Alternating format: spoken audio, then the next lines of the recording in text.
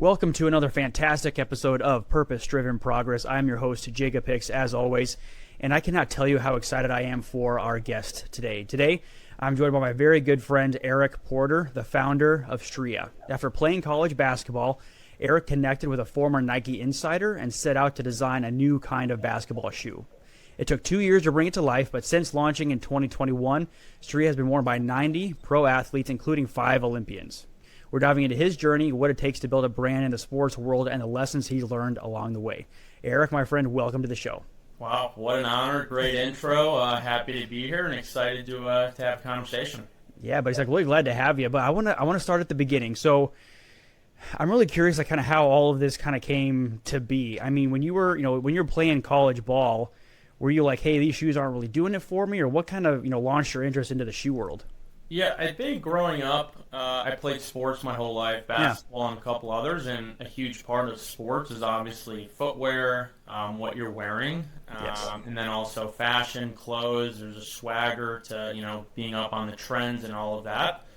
So I think that was where, my passion for footwear started. I was a huge sneakerhead growing up. I was going to all the sneaker cons and the conventions around Chicago, whether it was with my dad or like my close friends, and we would just all travel and we'd go and buy, sell, all of that. But yeah. I think it was always a pipe dream. I think every 12-year-old that sits in class and doodles different shoe designs and colorways, I'd love to, be sponsored by a shoe brand or, be a pro athlete and get signed to, one of the big brands. But, that was obviously a dream. But I think as I got older, I realized I'm not going to be a pro athlete.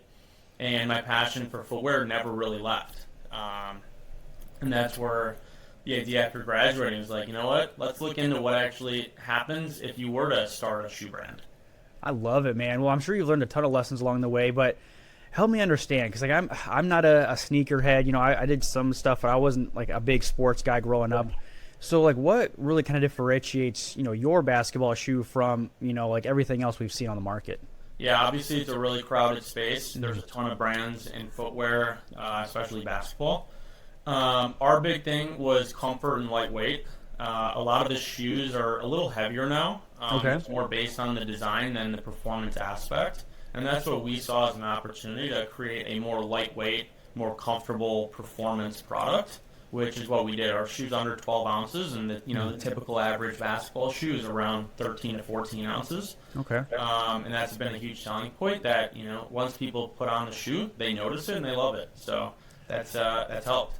That's fantastic. I mean, so like help me understand. So like for like all these pro athletes and the Olympians and everybody that's been wearing the shoe, kind of break it down for me. Like what is like that 2-ish ounce difference really mean for like an athlete as they're going up and down the court?